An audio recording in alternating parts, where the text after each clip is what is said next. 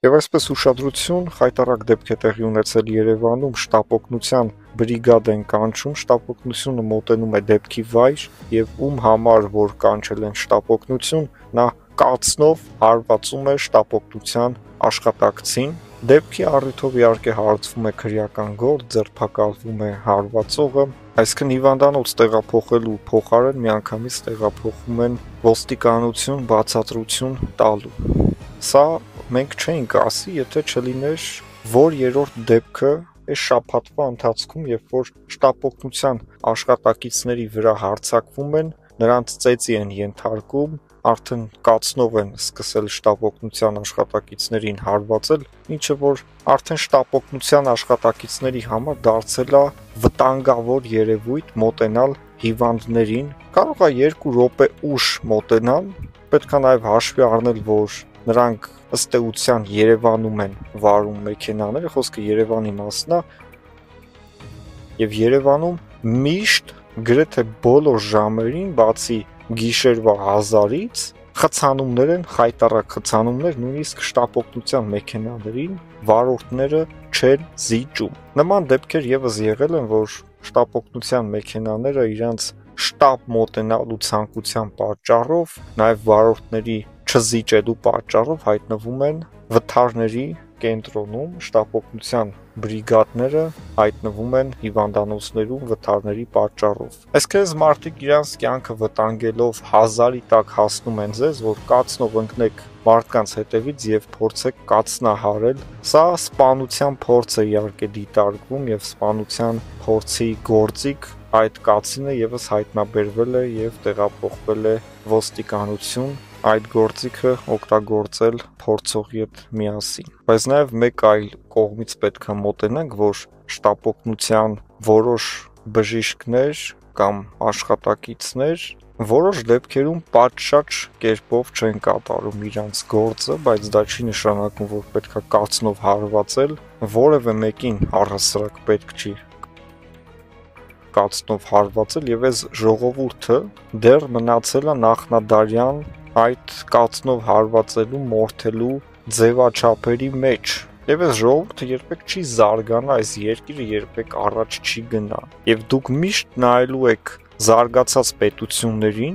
միշտ գնալու եք զարգացած պետություններ եւ նախանձեք, որ Հայաստանը մնացել է նույնը, իսկ մնացած պետությունները զարգանում են։ Հայաստանի զարգանալու համար ոչ փող է պետք, ոչ նավթ, ոչ էլ հարստություն, Հայաստանի զարգանալու համար պետք է կրթություն, քաղաքավարություն, մարդկանց հետ շփվելու ունակություն, որ այսօր չկա։ Հայաստանի Հանրապետությունում տաքսի վարողները ըստ էության ատում են իրանց հաճախորդներին, հաճախորդները ատում են տաքսիստներին։ Սա բոլորը կփաստեն։ Չգիտես ինչի է այսպես։ Ըստ էության երկու կողմը շահում է, մյուսին պետք է ինչ-որ տեղից տեղ հասնել, մյուսին պետք է փող աշխատել։ Այդ աշխատանքը կատարում է դրա համար։ Բայց չգիտես ինչի, որևէ սպասարկում Հայաստանի Հանրապետությունում կամ շատ վատ է աշխատում, կամ էլ մարդիկ ուղղակի դժգոհ են։ Նույնիսկ եթե կարելի է հարվածել շտապ օգնության բրիգադին կացնով, ապա տաքսիստների մասին էլ չխոսենք։ Տաքսին մի քիչ ուշանա, արդեն մարդիկ կա, որոնք պատրաստ են կացնով ընկնել տաքսիստների հետևից։ Հարյուրավոր սպանություններ, հարյուրավոր ինքնասպանություններ, հարյուրավոր վթարներից մահացածներ, սա Հայաստանի Հանրապետության 1 կամ 2 ամսվա վիճակագրությունն է, ինչը որ այսքան քիչ բնակչություն ունեցող պետության համար կատաստրոֆիկ է։ Եվ այսպես ուշադրություն Ծաղկաձորում տեղի ունեցած դեպքին ենք անդրադարձ կատարում, արդեն բոլոր մանրամասները հայտնի են, 2 հոգի տեղում մահացել էին, մյուս 2-ը ծայրահեղ ծանր վիճակում էին գտնվում, պարզ է դարձել հետևյալը, որ կվադրոցիկլը վարել է հենց վարորդը, ով որ դա տալիս է վարձակալության, այս դեպքում ինքն է վարել եւ ականատեսները պնդում են, որ արագության շատ բարձր գերազանցում, որի պատճառով արդեն կվադրոցիկլը մի քանի գլխի վայր շուռ գալով, պտույտներ տալով հայտնվում է ճանապարհի եզրին, իհարկե նրա մեջ գտնվող անձինք արդեն ճանապարհի տարբեր հատվածներում, 2-ը տեղում մահանում են։ Դեպքից հետո, երբ որ արդեն տեսնում է, որ ընկել են գետնին այդ երիտասարդները, երկուսը արդեն այրունաշաղախ վիճակում, ամբողջ փողոցը այրուն է, այդ անձնավորությունը դիմում է փախուստի։ Իհարկե ոստիկանությունը հայտնաբերում եւ ձերբակալում է, բայց մարդկային տեսակը 4 հոգու կյանքի հետ խաղալ, իհարկե այն երկուսը ողջ են, բայց ծայրահեղ ծանր վիճակում են, Աստված նրանց առողջություն տա, շուտապույտ ապաքինում, բայց մենք ունենք երկու անմեղ զոհեր, լրիվ անիմաստ, լրիվ անմեղ, լրիվ այն որ կարող էր դա տեղի չունենալ, բայց ցավոք սրտի դա տեղի ունեցավ եւ մենք պետքա հաշվի առնենք հետեւյալը, որ ով ինչ ուզում անում այս երկրում փող աշխատելու համար, ով ինչ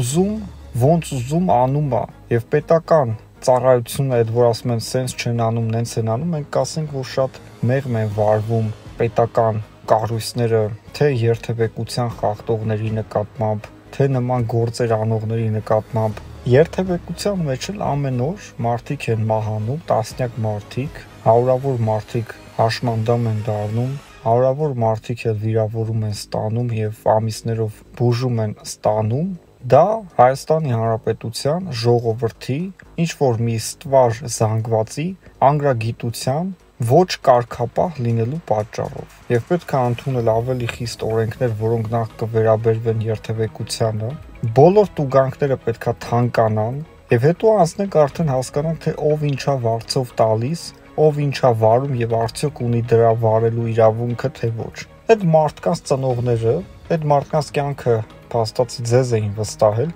հերիք չի, չգիտես ինչի արագություն է գերազանցում Ծաղկաձորի մեջ, շատ լավ իմանալով, որ դա ոչ ապահով փոխադրամիջոց է, ամենավտանգավորներից մեկը եւ անդադ ամեն վարքյան կարող է շուռ գա ու տեսանք շուռ ա եկել, մահացել են։ Շատ ցավալի դեպք է իհարկե, երկու հոգու կյանք խլեց, երևի թե ցմահ ազատազրկման կենթարկվի, մանավանդ այն դեպքում, երբ որ դիմել էր փախուստի, ինչը որ ավելի ծանրացնում է նրա վիճակը։ Բա պետքա ծանրացնի։ Մարդկանց սպանել, հետո լքել տարածքը, իհարկե պատկերացրել է իր հետ ինչա կատարվելու, զգացել է, որ այդ դեպքի ամբողջ պատասխանատուն ինքն է, եւ այդ օրը մենք լսեցինք փոքրիկ Տիգրանի գետից դուրս բերելու լուրը, հետո Հրազդանից իհարկե ոչ այդքան հեռու կպած Ծաղկաձորում այս սարսափելի դեպքը։ Իրանք էլ երեխաներ չէին 2 տարեկան, որ անմեղ տեղը առանց գիտակցելու գնացին ընկան մահվան բերանը։ Իրենք վստահել են, եթե իմանայինք, որ այդ երեխաներն են վարել այդ կվադրոցիկլը, միգուցե մեղադրեինք նրանց, որ